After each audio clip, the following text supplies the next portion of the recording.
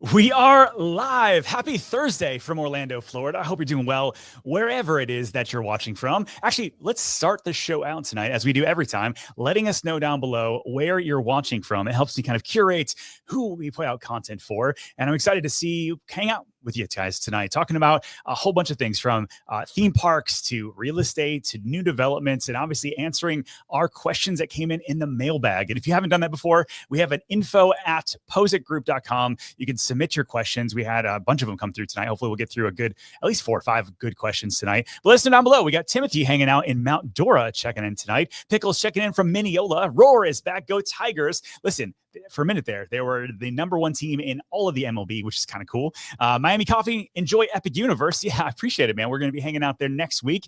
They got the media preview we're super stoked about. Mr. Sean, my buddy, hanging out in Claremont, checking in. John over in Brockport, New York. Good to see you. And Stephanie James, as always, I appreciate you hanging out from South Carolina. Stephanie, I just need to know, when are you finally going to make the move to Orlando? Because we're here to help you guys. The JT couple from Bella Colina and a whole bunch of other people checking in. So keep letting us know down below. Let me know how you're doing here. It's hot in Orlando right now. It's like in the 90s. Summer is for sure here. I spent a couple hours over at Magic Kingdom yesterday, and I felt like I was regretting it pretty quickly because of how hot it was. We got some bunch of questions we're going to pop through here, some news of the evening. We're going to go over our first one from Visit Orlando. Orlando welcomed 75 million visitors in 2024. It's interesting how some of this information is a bit delayed, but this is the most ever. So it says, I'm pleased to announce that Orlando welcomed 75,333,800 visitors, an increase of almost 2% over 2023. And so this is fascinating to me. I think in terms of like seeing where people are coming from, this is why I'm asking you guys always where you're coming from and where you're watching. But domestic visitation grew by 1.4%, totaling 68 million people that come through. International visitation continued to recover at a faster pace by almost 6%. And in total, Orlando welcomed 6.5 million visitors from international markets in 2024. Canada last year remained the top international market with 1.29 million visitors, followed by UK, Brazil, Mexico, and Colombia. Now, it's interesting because as of right now, we've got a lot of things going on with tariffs and things going on with Canada and UK, and most people are expecting that some of these international numbers are going to pull back. And so will domestic follow up with us is going to be kind of an interesting thing. If we look at the 2025 numbers this time next year, are we going to see greater than 75 million people or not? I think the only year we saw a dip over the past decade or so was because of those COVID numbers, but they came roaring back really very quickly after that. Yeah, by the way, so not only let me know where you guys are watching from tonight, but if you have questions about living in Orlando, maybe you want to move here, maybe you're just considering, maybe making that move, or you already live here and you just want to ask a question about something you see around town, please let us know down below. Matt has a question here. It says, hey, any new construction still to come in the Hamlin area? I saw DRB Homes is selling, but curious if that's for Hamlin itself. Yeah, Matt. So not only is DRB selling houses, but Ashton Woods is going to be partnering with them in that same area. And then there's going to be retail all along there, which I think is going to be really cool because like Hamlin 1.0, I guess we would say. Let's see if I can't pull it up over here for you guys on the camera. So if you're watching or listening to the podcast, you have to kind of look up 429 in New Independence Parkway. But let's see, 429. I'm so sad. And so I messed up my manners here. My mother would be so upset. Chase Farmer, how are you tonight? Back here living the dream with a large cast of folks behind me. What is going on back there? Kind of showing off so that other people on the team know how to do this. So if I'm ever, hit by a truck or feeling a little sick, somebody can hop in and do it when I'm out of town. Could you maybe not get hit by a truck? That would be my preference. I'm working on it. Okay. Yeah. If you don't mind.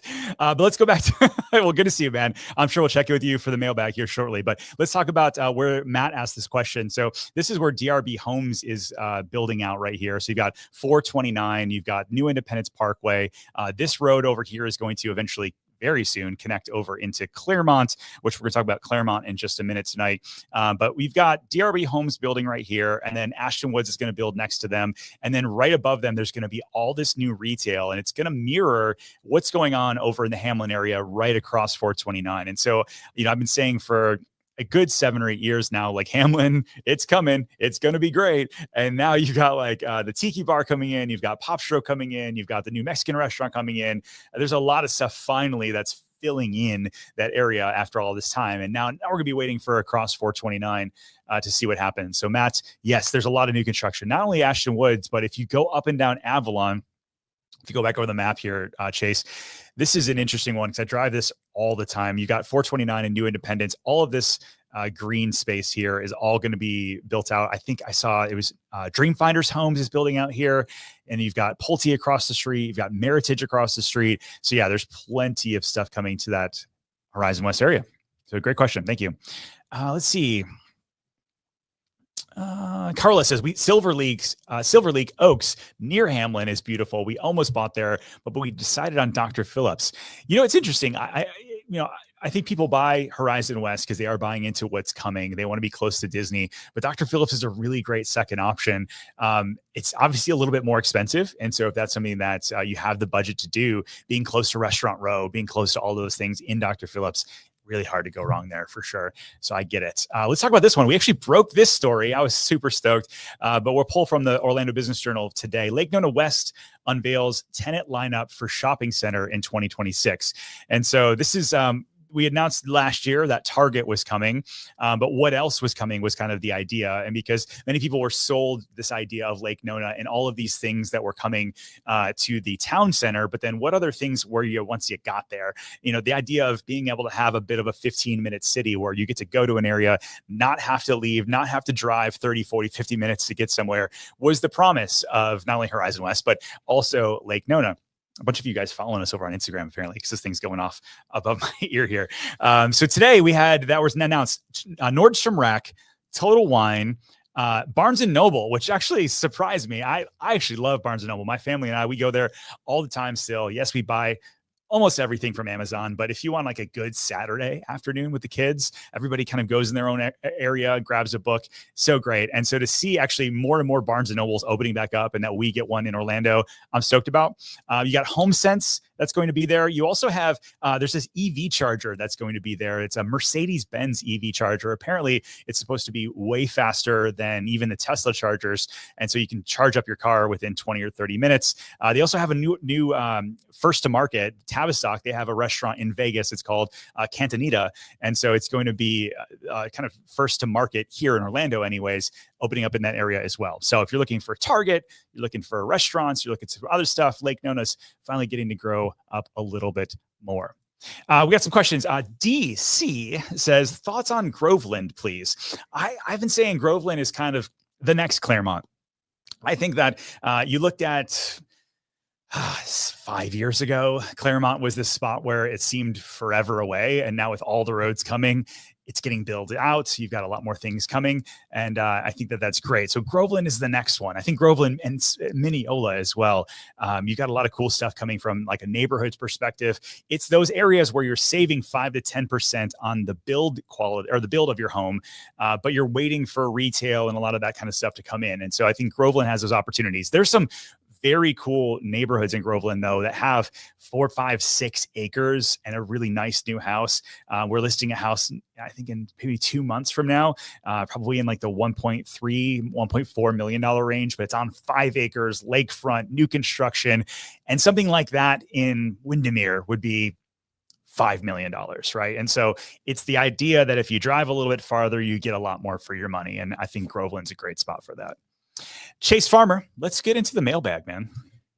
Yeah, let's look here. Let's start with Nico from Winter Park. Nico asks, Orlando is packed with dead malls. If you could bulldoze one Orlando strip mall or shopping plaza and start fresh, which one would it be and what would you build instead? And why is it Fashion Square Mall? I think, yeah, that's the number one. I'm excited to see kind of what happens to that Fashion Square Mall. I think that whole area right outside of Winter Park and Baldwin Park, there's just so much opportunity there. And I think that as you build out that area, that makes the most sense. That's the one that sticks out the greatest. West Oaks, I guess, would be another one. That's another one I go there for, I think it's like Michael's like to get stuff framed. And I think I go there and I'm looking around and that's literally the only thing there.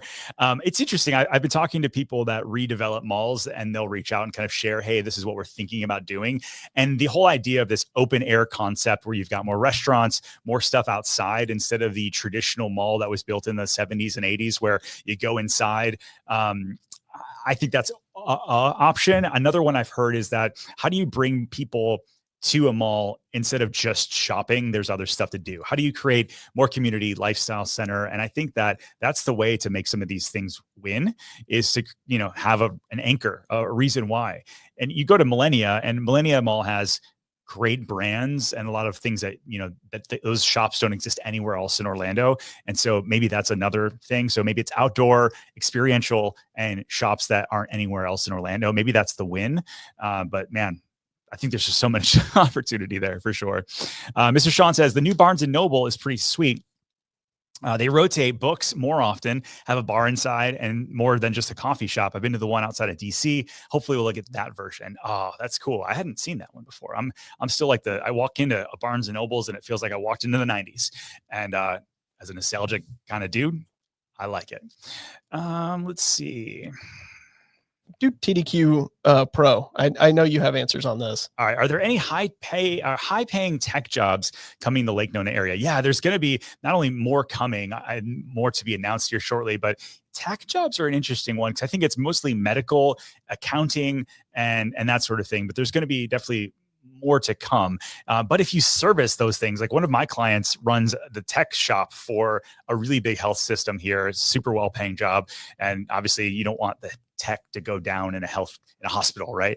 So in terms of high tech, I think that's like, I'm trying to think, Chase, in terms of other companies that we've announced here, like there's National Defense, there's Raytheon, there's Lockheed Martin, all of those. And then you've got a lot of healthcare over there. Maybe like the NASA Blue Origin thing. I mean, they're one of the largest, this isn't Lake Nona, but one of the largest leases in the entire country that happened was Blue Origin in Sunbridge, and not in the St. Cloud section, but the Orlando section. Blue Origin's going to be doing massive space high-tech jobs. I would guess that they're going to be hiring quite a bit behind that as well. Is one of the ones that you mentioned, I don't know the name of it, but the one that does all the airplane stuff. Because that's over there, right? Didn't you do a tour of that place? Oh, Simcom Aviation. Yeah. I mean, I feel like there's got to be tech related to all of that, right? That's right. Yeah. I mean, aviation, national, like defense, all that kind of like space, all that stuff has a tech slant to it, right? It's not, when I think tech, I'm like, you know, building like microprocessors or some of that other stuff, like NeoCity is promising. But yeah, I think any of those companies have sort of a tech bent as well. Let's go back. Anything else in the mailbag before I go to the next story? I mean, we got plenty in the mailbag. You want Let's me to hit hit it? you? Okay. Yeah, let's go one more. Let me find a good one here. Lily from Nashville asks, my husband and I are looking to make the move to Orlando and have been looking in Claremont. We're debating between new build and resale. What would you suggest between the two? And if we do new build, what should we consider in the area for a family of 4? All right. So I think it's interesting in any of these new build type areas where you have, especially right now where the market has pulled back, these new construction builders are offering wild incentives. So where if you go to like a Winter Park or you go to, heck, even Winter Garden, there's less new construction than Claremont. And so in a Claremont area, I think you go new construction because you can pick your lot. You can, or if maybe you're doing a quick move in, and typically they're giving a lot of incentives in order to get you to move on that property. And so I think in some of those areas, you're gambling a little bit because the market hits those outer lying areas a little bit harder. But you get a really great deal right now compared to like a Dr. Phillips, like our person earlier said. There's really not a ton of new construction left in Dr. Phillips. And because of that, you're not getting as good of deals, if that makes sense. So I think in the outer lying areas, you go new construction, go from there. All right, let's talk about this over here. Good question, by the way. So Universal obtains approval to start construction on Rip Ride Rocket replacement. Now, Chase, what are you hoping that goes here? I know we talked about it last time, but I'm really hoping for like a Need for Speed roller coaster. Need for Speed. So something like kind of crazy. Yeah. Have you been to Epic yet? I have not. Oh man. So like Starlight or Starfall Racer, would be something like that is what you're thinking, like something crazy fast. And yes. Like, yeah. It has to be like, we can't, I say Need for Speed because we all know Need for Speed is probably the slowest ride at the park. Isn't Need for Speed right? That's am I right? No, that's the game. That's the game. Yeah. Everybody behind me is laughing at me now. I meant yeah. What? Fast and Furious. Fast and Furious. There we go. Need for Speed. Sorry.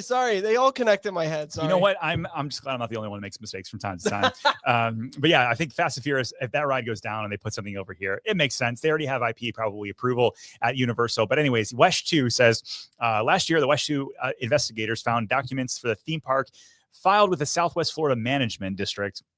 They went deep to find that one. Universal confirmed that the ride would close this September, and now they're talking about that they're going to be moving forward over the next 2 years to tear this thing down. So it sounds like they're going to hopefully move fairly quick. I would guess that they're going to wait for Epic to open. They're going to wait for some things to happen, the lull to happen in the overall news cycle, and then bam, they're going to be like, here's what's coming to some of our old parks. That would make the most amount of sense to me. You know, one thing I wanted to add, because I was looking it up literally last night. I know that Epic is opening in like a week, but Halloween Horror Nights usually announces their first house sometime in mid-May. I think it was the 17th last year was the first announcement. So I guarantee you to get people interested in the other parks soon, which is crazy to think about because we're in May. It is crazy that we're like halfway through 2025 already. Yeah. And also though, 2025 is the year for Universal. I mean, like this is, to me, like I know Disney's pulling at different Villains Land and some other things, like trying to take a little bit of their Abu Dhabi, like what, you know, that kind of thing. But 2025 is the year of Universal, in my opinion. They are going to win because, like, yeah. So I think Universal opens Halloween Horror Nights. You've got some of these other rides coming. They're going to be able to like one after the other. I'm excited, man. This is just, we all win. For sure. All right. So let's see. Stacy, let's go. Stacy Sanchez question. So, hey, Ken, I'm more on the older side. Do you feel like almost every new neighborhood looks exactly the same? I understand growth, but change, but man, I miss the charm. Stacy, I'm right there with you. I love like the Thornton Park area and some of the downtown areas with some of the crazy charm. I've been looking at, like, people send me reels all day, every day, as I'm sure they do you. And it's mostly real estate stuff or Orlando stuff. And when they point, like, you know, homes in 1925 versus 2025, and how did we lose our architectural charm in the past 100 years? So I fully agree. And that's why I do like some of these areas. Like if you've ever been to like a Loria Park in Lake Nona, where the houses just don't all look the same. You've got like 5 or 6 different builders, and they all offer 10 to 15 different layouts, and all of those offer 5 to 6 different elevations. Well, then now you've got at least 100 different style homes. Whereas you go to other neighborhoods where it's the same builder and it's like, here's your 4 stucco boxes to choose from. And so I agree with you. I wish maybe it's a county thing or a city thing. They need to slow down and start trying to draw out some of that and require some more charm to some of our streets. It's interesting. I mean, the pattern book of Celebration, or the pattern book of Horizon West, or the pattern book of Baldwin Park, for example, all of them had very, very specific things that the overall county required of them. And so we know that they can do it.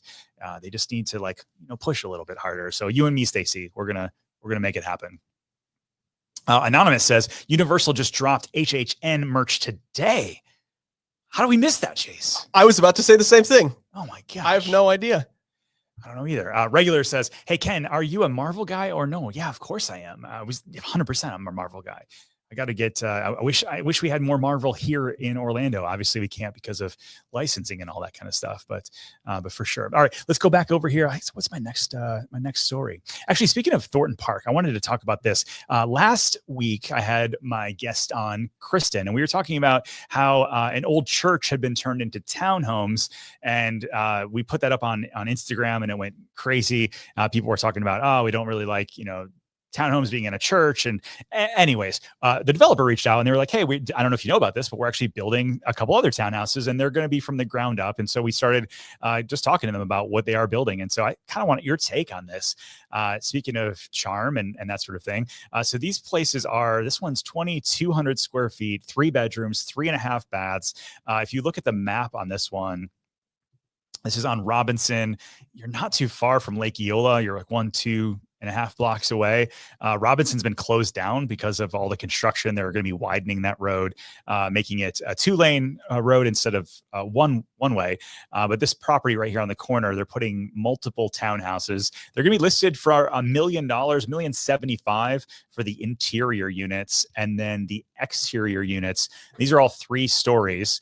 The exterior units, they're all prepped for elevators, and so this one that's listed currently.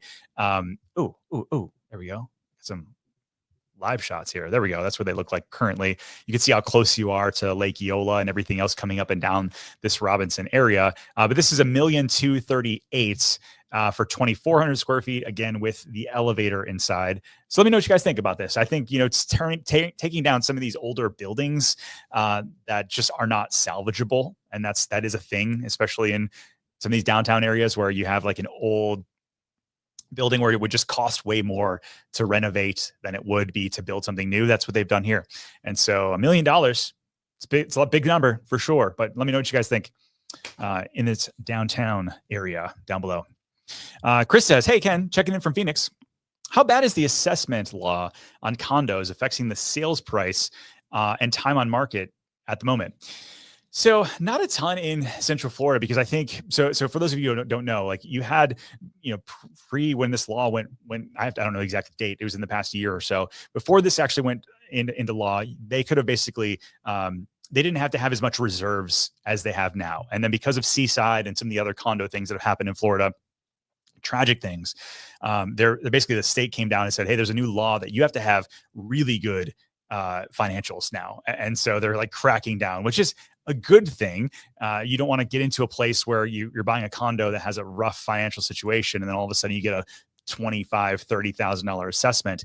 But that being said, you've got a lot of these condo places that are like, oh wait, we don't have the funds, and so we do have to charge an assessment for people that already live here. And so it's this catch-22. And so what they're asking is, our viewer there is this causing a slowdown? And I would say in some areas, yes, where we did see some HOAs that were behind on either their insurance or their financials. Other ones were flush with cash and just fine. And so it just depends on the area. And so you've seen some, there's a little spot in Baldwin Park where the HOA on some of the townhouses went from like $500 a month to $1,300 a month, which is cost prohibitive for a lot of people.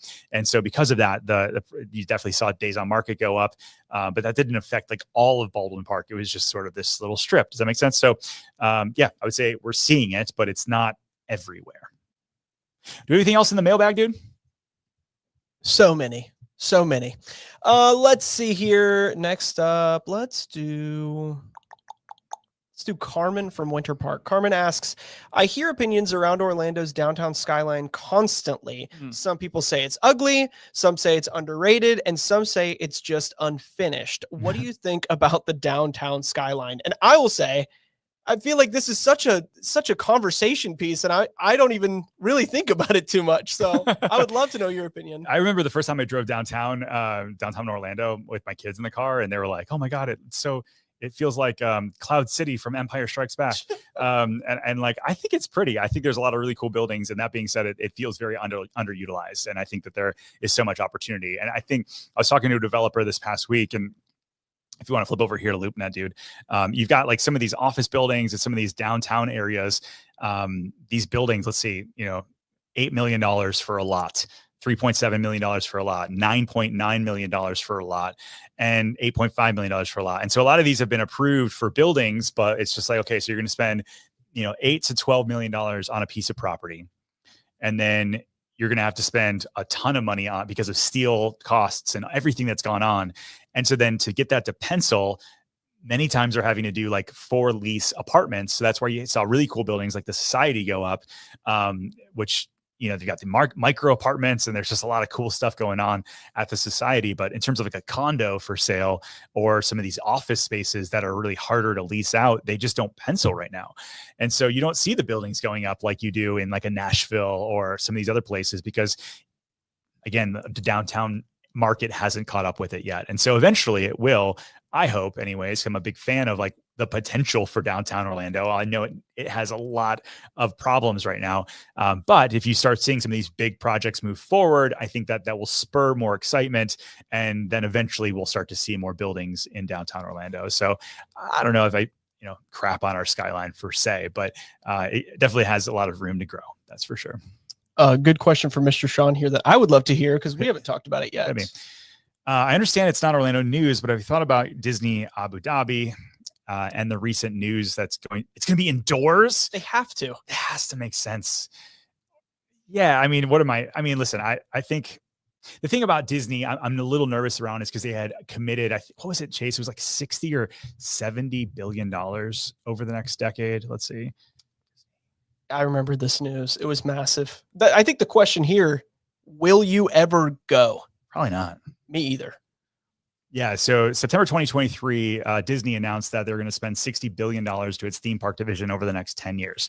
And so the thing that gets me like, I hope that doesn't mean that means that like Orlando and LA are going to get pulled back and they're going to be investing over there instead. That being said, I believe that it's a licensing deal, that it's going to be more of that country, very similar to some of the other parks that they've done, to where they're going to be investing. So it's kind of like a wait and see. Do I think I'm going to go?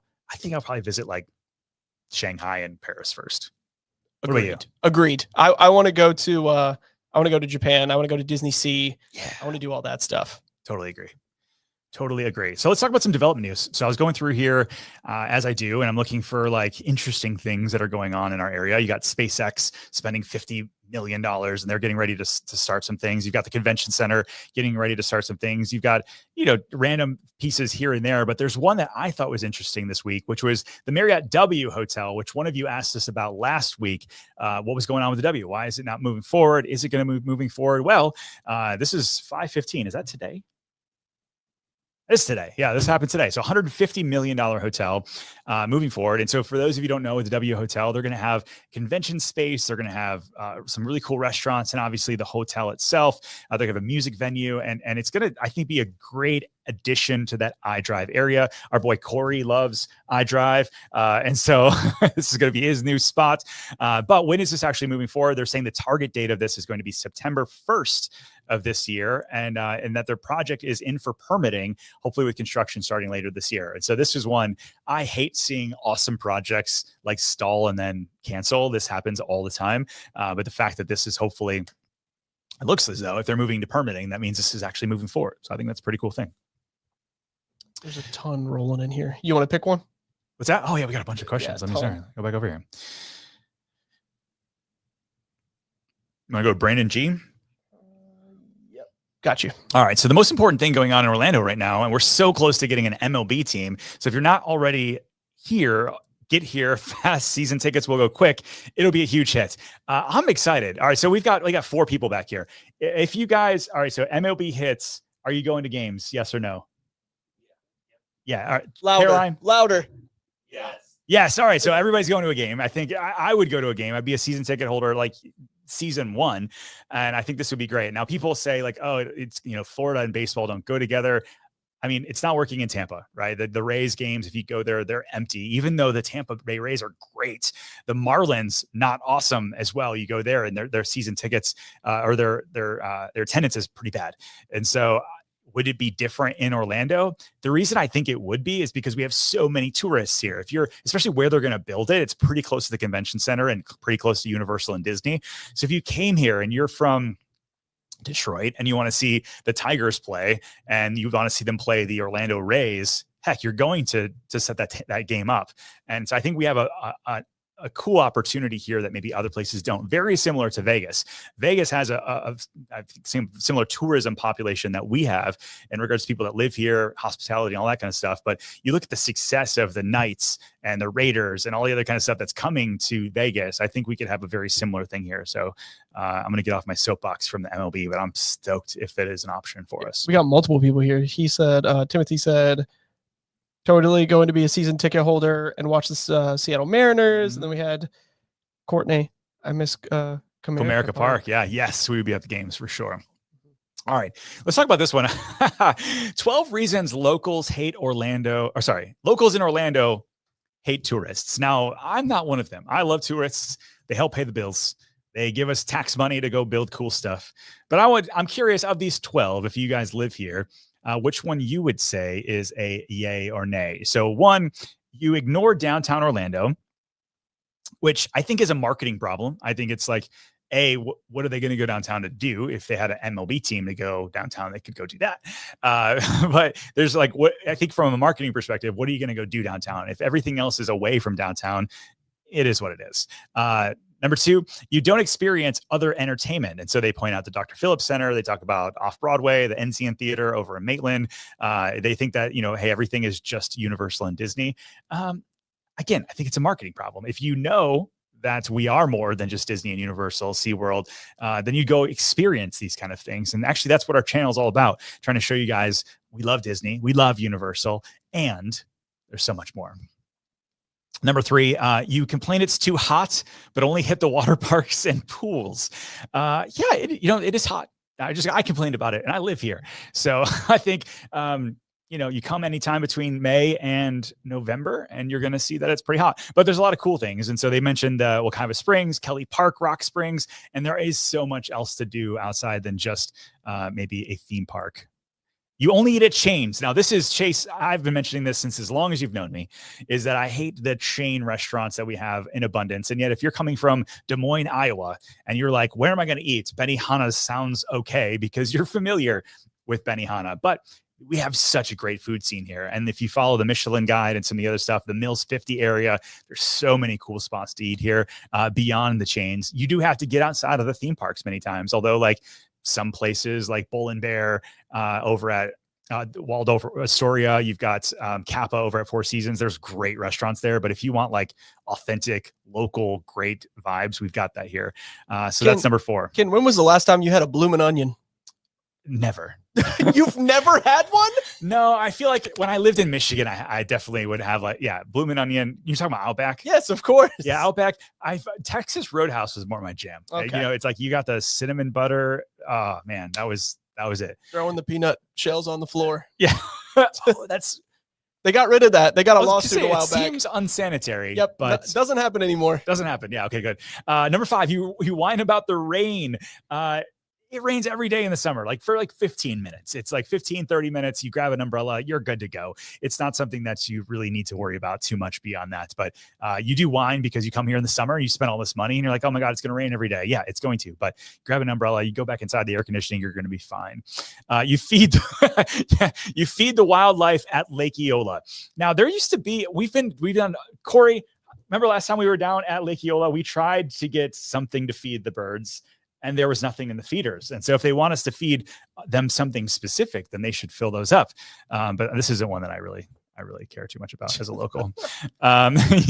You don't respect the freshwater safety rules. So Floridians know that any fresh body of water could be a habitat for alligators, and you want to keep a safe distance from the shore. I don't know about this one. I'm going to be honest with you guys, FOoders.com. Everybody I know wants to stay away from fresh water when they get here because they're like, what about the alligators and the snakes? I'm the one that's like, it's not as bad as you might automatically think if you're from Ohio. Anyways, number 8, you wonder, how could anyone live here? The tourists who love visiting theme parks on their annual vacation then quip about the same breath around that they could never live in such a touristy city. I remember coming here, going to the theme parks, and I thought, oh my God, this could be my life all the time. And then I got to discover when I moved here that it is way more than theme parks. In fact, it's just a small part of actually living in Orlando. 4 more. Being too giddy upon landing. Flights into Orlando usually are loaded with families, couples, and all manner giddy visitors who come with their mouse ears on. What kind of Scrooge wrote this? I feel like I love that. I just don't like the I-4 traffic because of that, because they get off I-4, they come down the 528 or the 417 from MCO, and they don't know where they're going. If I had to say anything with tourism, that would be the one. The drivers. They're bad. They get excited. Yep. You complain that there's no culture. I don't know, Chase, do you feel like if you had to mention, or any of y'all back there, if Chase doesn't have a great answer, if you had to say what our culture is, how would you describe it? This is so hard for me. Do you guys have anything? putting us on the spot. I'm going to go first, and then you guys can follow up a little bit. I would say like hospitality is our culture. I think that the fact that we are a melting pot is also our culture. The fact that people are from literally all over the world coming here for one reason or the other, that's kind of who we are. And I think that I visit a lot of other cities. I'm from another state, obviously, where a lot of people were born there and never leave. And the fact that we are kind of this melting pot with this hospitality bent, I think that that's who we are. I'll say a little piece. Yeah. I think that Florida in general and Central Florida just has a lot of personality. And even if you're not, you think about Orlando and just like, you think about like downtown Orlando and then maybe like the theme parks, but outside of that, if you go just a little further, you can get into like what Central Florida and like the beauty of Central Florida, like the real like history of Central Florida. And it feels very different than what you feel at the theme parks. And I really like that part of Florida a lot. So just because like we go to the theme parks very regularly, and that's a really cool benefit of living here. But on the other hand, on the other hand, you're right next to the beach and you're right next to a lot of rich history of Central Florida outside of Orlando. So, I mean, I don't know. It has its own feeling to it for sure, but it's definitely, I don't know. I like it. I love it. I think you're right there. Absolutely. And because I think, is it a marketing thing? Is it just because for forever we've been known as the tourist hub? It's like, it's interesting. Like I think about Vegas, I'll keep mentioning that because I think it's a good pairing to kind of who we are in terms of tourism. People thought Vegas, Sin City, gambling. And now like, yeah, that's part of it, but they're a crazy good food town. And there's a lot of entertainment beyond like seedy entertainment, right? And so they've kind of over the years started, you get F1 racing there. It's just like, it's an entertainment capital more so than it is a gambling capital. And I think that they've done a really good job with their rebrand. I don't know that I've seen like a whole, like what happens in Vegas stays in Vegas billboard in a really long time. And I have to believe that that's kind of a purposeful thing. Two more things on this list. So you skimp on tips. Now this is, I think part of this is, okay, if you live here and you're in hospitality, I get it. Like I know that there's certain countries that just don't tip as well. That's just not part of their culture. So they come here and they're like, what do you mean you want 25% on my carry out food? I'm not going to do that. But yeah, I think for the most part, you got to take care of your people. And then last thing, you cause chaos at the airports. Okay, I'll give them that one. Number 12, I'll give them that one. Any other ones? What do you guys think? Top 12? Which one of these do you most gel with? I think I agree with you on drivers. That's the one thing that is missing from this list. That could have easily added that one. Instead of they get too giddy and put on ears, it could be they get too crazy and jump in the car. They don't know what's going on. Would much rather a mouse ear person than somebody who can't drive. Yeah. Mr. Sean asks, have you heard any about the news going on at the Nickelodeon Hotel on 192? It doesn't appear that anything's happening there for a while.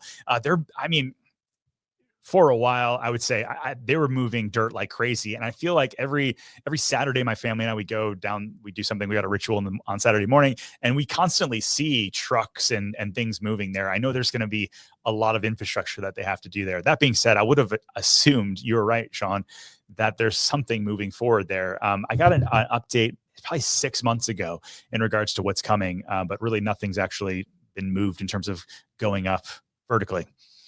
Tim asks, excited about Geo 82 Lounge at Epcot, Beacon Barrel at MK. Yeah, I'm actually going to Geo 82. I think the first week of we got in. We're super stoked. For those, let's see. For those of you who haven't seen. All right, so this is Geo 82 at Walt Disney World. This is going to be at Epcot. I think this is fantastic. What's going on here? Not a ton in terms of like space here. Where exactly is it? Oh, I know exactly where it is. It's over the I see. Okay. Tell us. It's over where they redid the whole Central Park area, where now it used to be the big fountain and now it's the plants and stuff. So you're going to look out here. That's the Walt statue over there. Yep. Right over this way. You've got the monorail and Figment and all that good stuff. If you're looking up at it from down there, it's just black windows. You cannot see through them at all if you're outside. So interesting. Yeah. So another bar. So out of the Beacon Barrel thing, I'm back and forth about it. Like I feel a pirate themed bar sounds like the most perfect thing for me. I'm super stoked about it. And a bar in Magic Kingdom doesn't really feel like it goes for me. I'm like definitely like MK should be a dry park, but I know that some sit down restaurants have alcohol and it is what it is. But I'm actually curious about your guys' comment. We posted about that over on Instagram, and we had people on both sides. Like they're stoked about it, and other people are like, no, like keep that over at Epcot. So let me know what you guys think. James checking in from O-Town. He says, what cuisine do you think is lacking in Orlando? And what do you think there's an excess of? What is that? What is that? Oh, Will said an excess of pho. Yeah, an excess of pho. Do you feel like sushi is getting to be like there's a sushi restaurant in every corner now? Yeah, 100%. I feel like every new press release we get, it's like this new sushi restaurant, and here's why it's amazing. But the thing is, me and Ken are both not sushi guys. That's true. Yeah, like whereas Dylan on our team is like, I'll have sushi every, like breakfast, lunch, and dinner. I wish that we had better Chinese restaurants here. I don't know. My favorite Chinese restaurant shut down, and I've not been able to find like a really great one. I don't have one either. You guys got any recommendations? Yeah. Wait, Will's got one. Come here, hit Will. me, Will. What's going on? Where am I going? Run and Run. Where? Right next to Player One. The original one, or no? Okay, the bar. Yeah. Like Player One bar. There's a Chinese restaurant right next to it called Run and Run. On Palm Parkway? Yeah, right on Palm Parkway. All right, so it's got 3.6 stars, 225 Google reviews. I don't know that I would trust a 5-star. Yeah, this looks great. This is exactly what I'm looking for. Area, there's Kung Fu Kitchen, and that also has a Michelin recommended. It's not Shut up. full on Michelin, and they have really good prices too. Like we were surprised, like we were able to get a lot of really great price. I don't know if they can hear you, Caroline. Yeah. Oh my gosh. See this? This is why you guys are here tonight. Thank you. there's no other reason other than the Chinese restaurant. All right, here we go. Let's see. Let me go back over here. A couple other stories, and then we're gonna pop over to your questions. There's so many questions that I have like locked in, so we can just keep going. Oh, cool. Let's ask. Matt says, "Hey, how would you rank Dreamfinders homes? Like Pulte, better or worse?" Gosh, I would say neighborhood dependent on both of them. I think that in some areas, Dreamfinder's a little bit better. Other areas, Pulte's a little bit better. It just depends on the product and the price point that they're kind of adding in. I always look at, when you go into a model home, they're always going to show off the best. They're always going to show off everything that they can do. And so if you like, whether it's with an on-site sales rep or hopefully with somebody on our team that goes with you, showing off like what's a recently completed home in the community, so that you can really get a good feel of what their quality is, because it really is neighborhood to neighborhood. I've seen some areas that really wowed me, and other stuff that is like really lacking with both Pulte and Dreamfinders. And so, getting nitty gritty into the neighborhood is going to be a big one. Says, wait, there's a direct MCO to Dubai flight to make the travel a little bit easier. Is there? That's crazy if that exists. No. They're all saying there is behind me. Let's see. Who does it? It's got. Does it fly Emirates? Yep. It is Emirates. There is. Absolutely. So wild. I didn't know. Look at that. The viewers always coming in with good stuff. Do anything else in the mailbag before I go to my last two stories? I have a couple here. Let's do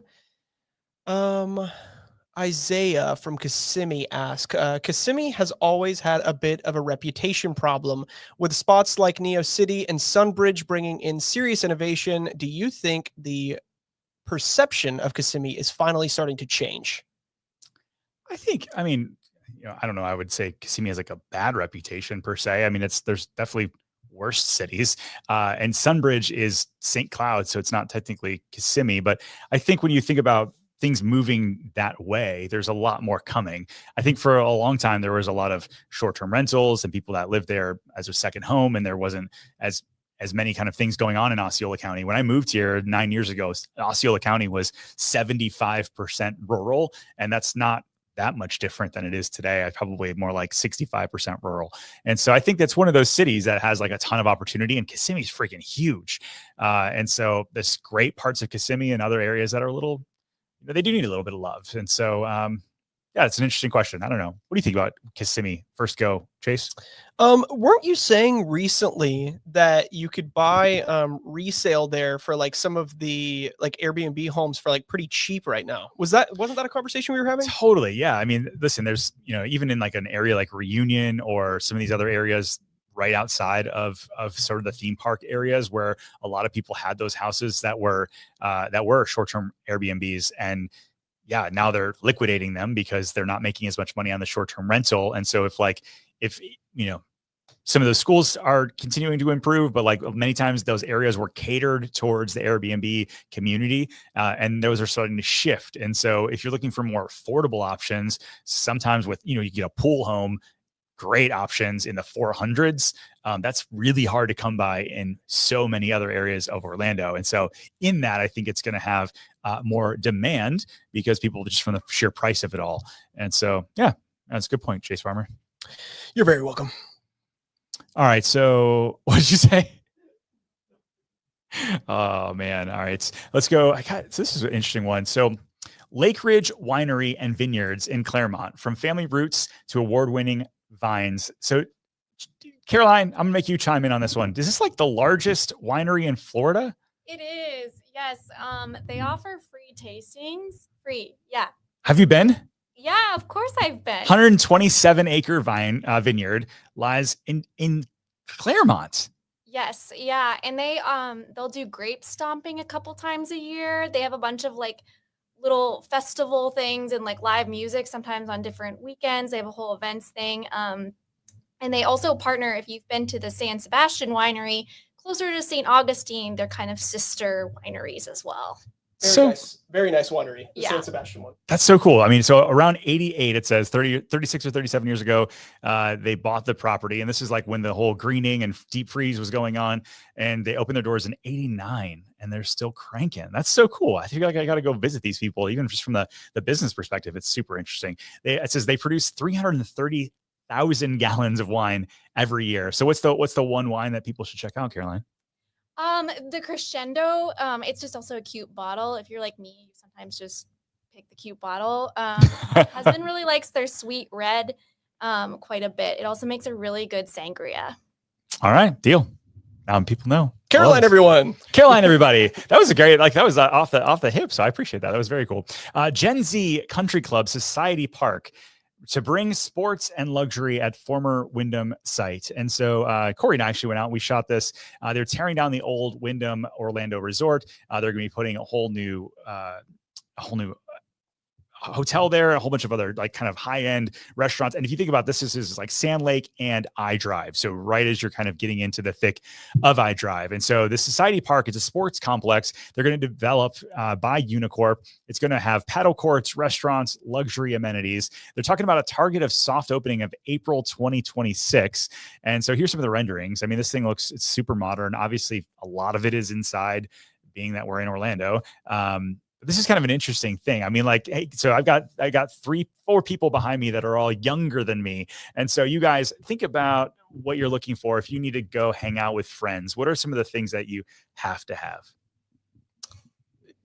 What do you mean? I mean, like, what are you going to go do? Like, what's going to cause you to go hang out with people? And like, was this something that you guys would use? They're calling this the Gen Z Country Club. I like Topgolf. I feel like that's like the quickest thing, you know? So if it was like paddle board or paddle courts, that kind of thing inside. I do pickleball with my friends, and it's actually really hard to find a court that's available. Like, we will go from neighborhood to neighborhood and be like, okay, is your neighborhood pickleball court free? Oh, nope. Okay, let's drive to someone else's. So this would be great, I think. Yeah. That's great. So yeah, paddle, the fastest growing sport, has seen as rapid adoption in the United States, as the Business Journal says. Number of courts here grew from 180 to 454 in 2023. And so a lot of people are right there with you, Caroline. They're trying to get a little bit more indoor space to hang out with friends. So it's kind of exciting. I mean, I think that, listen, anything up and down iDrive that kind of isn't just the tchotchke, old school wizard kind of vibes, I'm all about it. I think iDrive is like ripe for right outside of all of the theme parks. And so the fact that they're trying to level up both the restaurants and the hotels and things to do, I know Corey's upset, but other than that, I'm stoked about it overall. Another thing that was on your story list, I don't know if you talked about it or if you had read through it, but was that it's Activate on iDrive, which is also like a fun, cool thing that it's very similar to the Disney Springs thing that's going to replace where the NBA experience is. But another cool thing that I could see, younger people doing All right, right on. So clickorlando.com says a sneaky workout, Activate Orlando, opens as Florida's first active gaming venue. So entertainment venue is located on iDrive at Point Orlando. And if you haven't been to Point Orlando, there are so many new restaurants and so many kind of things going on. They're pushing hard to make that a thing. And I'm going to go check it out. I got to check maybe I'm not like a Friday, Saturday guy anymore. I'm almost 40. And so I feel like I'm like Wednesday. I'm going to go check out Point Orlando and see. But this guy, so Orlando's entertainment scene is leveling up this weekend. The grand opening of Activate, and it's supposed to be, yeah, like you said, very similar to this new twist on a gaming experience that gets you, up and going. Very similar to what the Disney Springs is going to happen. Anything else you have to say about this, man? Not really. I just thought it was kind of cool. I think it's cool too. It features 12 high-tech game rooms, including social media famous Mega Grid. Now I got to look up Mega Grid. Oh, I've watched people do this for a while now. It's like it's the whole floor is like these LED blocks, and you have to like run around, and there's like games associated where you like have to hit those buttons on the walls. Sometimes the red bars. Oh yeah. Look at this. It's pretty cool. You get rid of my face so people can kind of take a look at what's going on. This is dope. I would do this with friends. There we go. This is what we're talking about. Yeah. Something that's maybe not theme parks, but get you going. This is cool. I'm down. Approved. All right. What are the questions we got? I have one more bag question, but then we have so many comments that have been rolling in, dude. Where do you want to start? Well, my dude said that I'm 40 and he's actually surprised. So yes, thank you. It's the creams. My wife takes care of me. The creams. What else you got in terms of questions? From the bag. I got one more from the bag, and then I got a ton of people in here. Let's hit the comments with people watching live. Yeah, let me start from the newest stuff. Let's do this one. Andrew says, "Hey, Kenny, if you think Reunion wasn't such a huge Airbnb community, that it would have attracted more locals to buy in. When I hear people talking about gated communities, Reunion never gets any love." That's that's very similar. I mean, Reunion is Kissimmee, and so I've talked about this in lives past that when I first started selling here, it was like 90% short-term rentals, 10% people living there. And that's very much so started shifting back. I don't know. It's, 50-50 by any shot. There's still a lot of short-term rentals or second homes, people just using it as an option. But I think people look at Celebration versus Reunion. They're literally right next to each other. And they're both in Kissimmee. And so if you said, hey, I'm going to save $100,000 by going to Reunion, and you're going to get a gated community with multiple golf courses and a lot of other cool stuff, why wouldn't you? Just for not having the cachet of Celebration. Now the converse piece is there are some people that just don't like the idea of having a short-term rental or having people Airbnb in their community. And so the fact that Celebration doesn't allow that, you can see that that's part of the reason why it looks pristine, and that people like there's a different cachet with Celebration than Reunion, just because of that whole Airbnb bent. But I think that as some people pull back from the idea of owning an Airbnb and convert it either into a long-term rental or sell it to somebody that wants to live there long-term, neighborhoods like Reunion are going to crush. Fat boy here. Hey, Ken, what about the new homes across from Southern Hill Farms? Fat Boy says. So there's two I know of for sure. There's Beezer neighborhood that's going to be coming in. I'm still waiting for details on that, but I saw their signs up. But what I do know is Del Webb community is coming up right across the street from Southern Hill Farms. And the cool thing about it is where they're building, it's got this very cool topography with a big pond at the bottom, and you're going to have a little bit of views kind of in that area. So that will be an active adult 55 and older community. But yeah, if you look up and down Schofield there's just so much new construction. It's interesting. It's definitely changing. Like when you used to go up and down that dirt road, and now it's neighborhood after neighborhood. But the two big ones I know of, Beezer and Del Webb.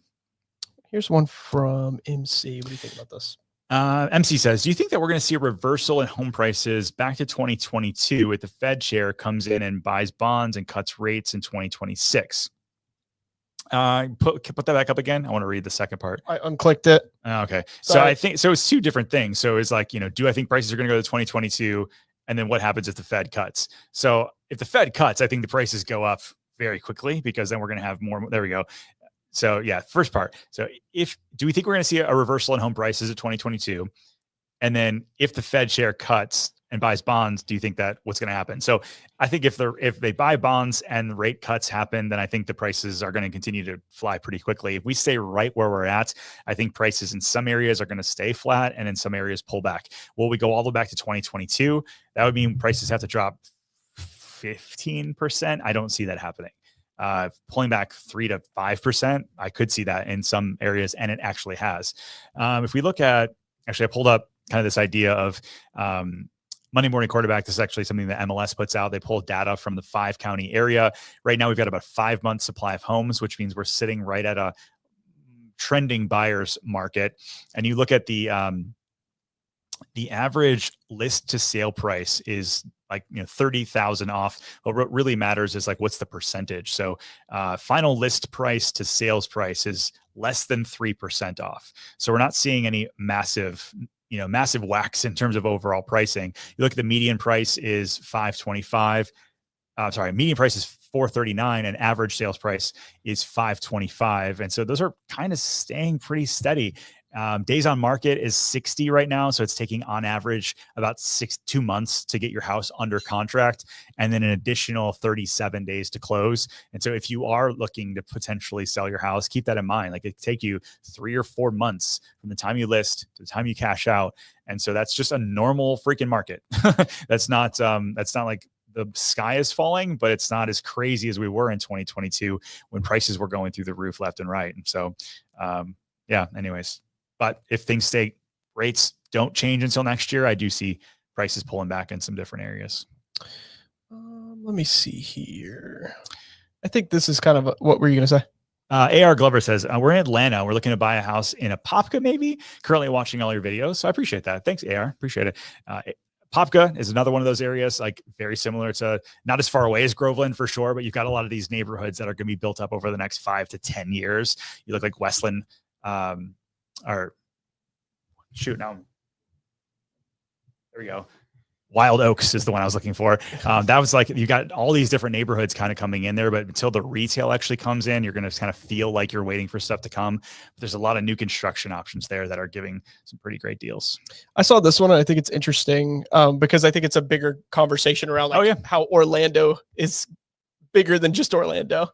Why do people say that Port Canaveral is Orlando? I'm going on a cruise and that's what it says. I'm from Texas. Sorry if that's a silly question, but I didn't know Orlando was that big. So all right. So this is something that people always give me and Corey crap on when I'm like saying, hey, it's something's 45 minutes away. And they're like, no, it's not. So let's see. Port Canaveral directions. Let's see. Just call it downtown Orlando. Is 48 minutes away. Now, if you think about like what actually is Orlando, in my opinion, it's not Port Canaveral, but it's Central Florida and or part of Greater Orlando. And so when you think about like Volusia County and like kind of this whole stint up from Oak Hill up down to Melbourne, some people call all of that Central Florida. I don't. And so it's depending on like who you talk to, but the fact that it's 48 minutes away to get from downtown Orlando to the coast is why people kind of connect the two together. I don't know. Do you guys back there, you count Port Canaveral as Orlando? Absolutely not. Absolutely not. Yeah. That's Space Coast. 100%. Yeah. But, I mean, it's not even the same MLS for us. That's like saying, okay, then let me ask you this. Is Lakeland Orlando? I mean, in the terms that we use, probably, yeah. Technically farther away than the port. Yeah.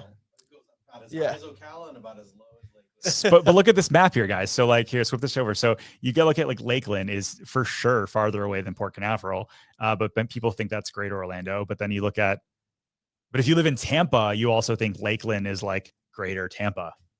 I mean, it's like 30 minutes from my house. You know, What is? Lakeland. Oh yeah. So I mean, it's not far from me. No, it's not. I mean, none of yeah, not far if you got a helicopter. All right, let's see. So Morales Family Adventure says, hey, we're about to sell our house in San Antonio and head to Orlando. When's a good time to start looking to build once we get there? So, there's a lot of cool options right now with new construction where you can get a quick move in that might be done in 30, 60, 90 days where these builders have already started. And so you can come in and say, hey, I'm willing to give you, X on the house, or I want some kind of, we can help negotiate you guys closing costs and all that good stuff. or you could go from the ground up. It just depends on what area and builder you're going with. Now, most construction, most new builds are taking between 7 and 9 months to finish if you're looking for production. Some builders, depending on the neighborhood, if they're a little bit kind of like semi-custom, might take more like 10 months to a year. And so it'll depend on your price point and the area.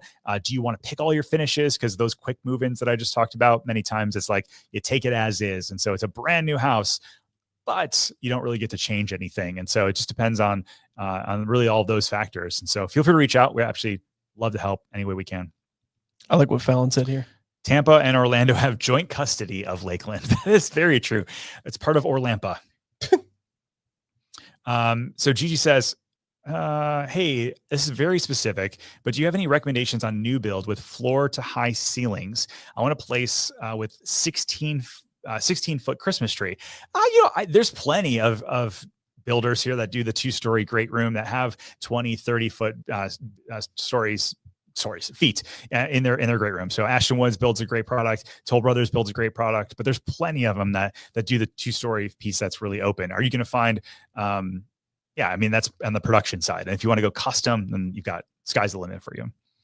Let's talk about this one because normally, right, I'm going to read it. So, hey, Ken, new to Orlando and the restaurant scene is overwhelming. What are your top 3 local spots, hidden gems, casual vibe, or special night out? So I know usually you have a hard time giving restaurant recommendations. But we got some foodies back there. We do. So I would love to have. Tell them to step up to the mic. Yeah. And so let's talk about your hidden gem or special night out. Let's just stick with those two. And you got to come up to this mic.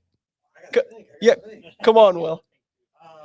Come over here. All right. They're coming. You got to get up on it. I gotta think about it though. I've already said chicken fire before. That's always my hidden gem. That's your hidden gem. Yeah. All right, fair enough. I gotta say probably Susaru. Where's that? Japanese. It's right on Palm Parkway. Actually, 2 doors down from Run and Run. I'm going to just basically live on Palm Parkway now. I feel like I'm going to go to Chinese and then. There's so many good options there. I mean, True. All right, cool. I dig it. What else? Caroline. Okay, in Winter Park, like there's so much on Park Avenue. Or just like slightly off of it, you've got Boca, you've got Garp and Fuss. There's just so many there.